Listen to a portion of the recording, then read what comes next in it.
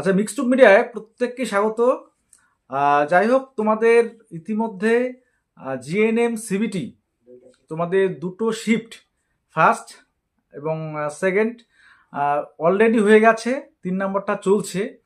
তো প্রতিক্রিয়া ছাত্রছাত্রীদের, তোমরা যারা ফার্স্ট এবং সেকেন্ড শিফট দিলে তোমাদের যে প্রতিক্রিয়া কোশ্চেন সম্পর্কে, কোশ্চেন প্যাটার্ন সম্পর্কে তোমাদের বিভিন্ন মতামত পাওয়া যাচ্ছে বিভিন্ন গ্রুপে বা পার্সোনালি। অনেকে বলছে যে ফার্স্ট শিফট, যেমন অনেকে বলছে যে একটু হার্ড হয়েছে।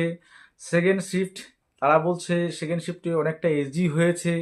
তো এই যে বিষয়গুলো নিয়ে এবার আগামীকালকে তোমরা যারা পরীক্ষা দেবে তাদের জন্য যেমন কিছু বলবো, এবং যারা পরীক্ষা অলরেডি দিয়ে দিলে এবং আজকে লাস্ট যে সেশনটা যারা দেবে থার্ড শিফটে, তাদের হওয়ার পরে কোশ্চেনগুলো দেখে তোমরাও হয়তো বিষয়গুলো নিয়ে আরও চর্চা করবে।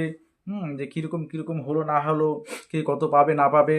তবে সেই বিষয়গুলো নিয়ে আমি একদম ক্লিয়ার তোমাদের বা স্পষ্ট করে কিছু বিষয় বলতে চাই। প্রথম কথা, তোমাদের টোটাল শিফট হচ্ছে 6টা। আজকে 3টা, আগামীকালকে 3টা হবে, ঠিক আছে? তো 3টা শিফট। আচ্ছা, প্রথম শিফট যারা দিয়েছো, তাহলে প্রথম শিফটে প্রত্যেকটা ক্যান্ডিডেট, এবার তোমরা যদি ভাবো সেটা কঠিন, তাহলে শুধু তোমাদের একার জন্য নয়, প্রথম শিফটে যারা দিয়েছে প্রত্যেকের জন্য সেটা কঠিন হচ্ছে, তাই তো?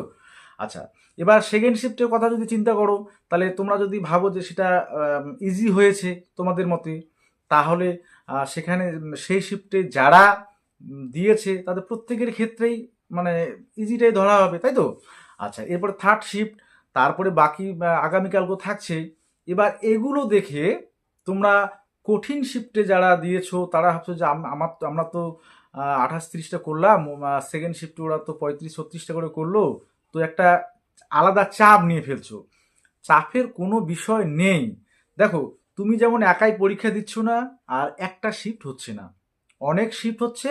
কোশ্চেন কোথাও কঠিন, কোথাও সহজ, কোথাও মডারেট, এরকম হবেই। ফাইনাল সেটা হচ্ছে নর্মালাইজেশন হয়, যেটা মেইন কথা। তার মানে নর্মালাইজেশন মানে তোমাদের প্রত্যেক এই যে 6টা শিফট হবে, সেই 6টা শিফটের যে কোশ্চেনের ধরন এবং নর্মালাইজ করার যে পদ্ধতি, সেই পদ্ধতি তারা যখন অ্যাপ্লাই করবে, তখন অটোমেটিক তোমাদের কঠিন, তোমাদের সহজ বা মাঝামাঝি যেটা মডারেট, সব কিন্তু এক হয়ে যায়। মানে কঠিন শিফটে কম আনসার করেও তুমি সহজ শিফটে যারা বেশি করেছে তাদের নাম্বারের কাছে চলে যাবে বা তাদেরকে ক্রস করে যেতে পারো, এরকমও সিচুয়েশন আসবে।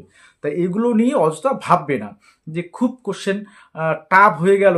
অনেকে বলছে যে নর্থ বা তোমাদের এই যে পোস্ট বেসিকের যে এন্ট্রান্স, এদের থেকেও ফার্স্ট শিফট অনেক হার্ড হয়েছে। Applied based, scenario based, clinical based, একদম জিএনএম সিলেবাসের বাইরে নানান ধরনের মন্তব্য শুনছি। অনেকে অনেক এই বিষয়গুলো বলছে। হ্যাঁ, সে হতেই পারে, তবে সিলেবাসের বাইরে আশা করি এই বিষয়টা থাকবে না। কিন্তু হ্যাঁ, প্যাটার্নটা আলাদা থাকতে পারে। অ্যাপ্লাইড বেস কোনো ক্ষেত্রে বেশি থাকতে পারে, বা সিনারিও বেস বেশি থাকতে পারে, ক্লিনিক্যাল বেস বেশি থাকতে পারে। সেক্ষেত্রে যেমন কিছু সুবিধাও আছে, অসুবিধাও আছে। এবার একদম ইজি, যেটা তোমার সেকেন্ড শিফটের কথা ইতিমধ্যে বলছো যে সেকেন্ড শিফটে অনেকটা ইজি হয়েছে।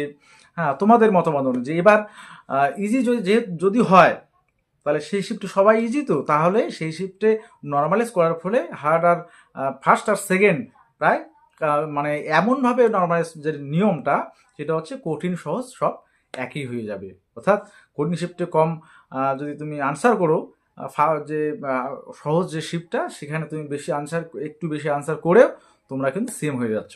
তাহলে এই বিষয় নিয়ে অযথা মাথা ঘামানোর কোনো দরকার নেই আপাতত।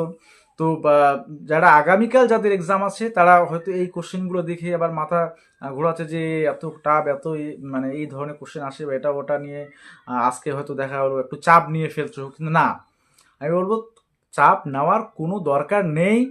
আগামীকাল তোমাদের যে শিফটেই থাকুক, যে টাইপেরই কোশ্চেন থাকুক, তোমাদের মেইন হচ্ছে এক্সাম ফোকাস করা এবং ভালো করে মোট কথা কনফার্মগুলো বেশি, যেগুলো অ্যাটেন্ড করা এবং যতটা সম্ভব সব কোশ্চেন ভিজিট করা এবং নেগেটিভ মার্কিংটা যাতে যতটা সম্ভব এড়ানো যায় সেই চেষ্টাটা করা। সেখানে তোমাদের 28টা 30টাও হতে পারে কনফার্ম। তা তা নিয়ে ভাববে না যে আমি ডাক পাবো না, এরকমই কোনো বিষয় মানে কিন্তু থাকছে না। হ্যাঁ, এবার কীরকম কাট অফ আসবে, সব শিফট একত্রিত যখন হবে, সব শিফট যখন কমপ্লিট হবে, তারপরে কিন্তু একটা মানে মোটামুটি একটা ধারণা করা যাবে যে কীরকম কাট অফ হতে পারে। ঠিক আছে, তাই এখনই অযথা কেউ টেনশন করবে না, এবং আগামীকাল যাদের বিশেষ করে আছে তারা এইগুলো বিষয় নিয়ে মাথা বেশি ঘামাবে না। তোমরা টাইপগুলো জাস্ট দেখতে পারো যে এই টাইপে আসে। এবার তোমার ভাগ্যে দেখা হলো আগামীকাল সহজটাই আসতে পারে, তারপরে অন্য শিফটে দেখা হলো কঠিন কারো ভাগ্যে আসতে পারে। শুধু তো একা তোমার জন্য হচ্ছে না, সেই শিফটে প্রত্যেকের জন্য তাহলে হচ্ছে, তাই না? তাহলে নর্মালাইজেশনের ফলে সব জিনিস এক হয়ে যাবে, এটাই তোমরা মাথায় রাখবে। তাই অযথা টেনশন কিন্তু একদমই করবে না আগামীকালকে যাদের আছে। ওকে।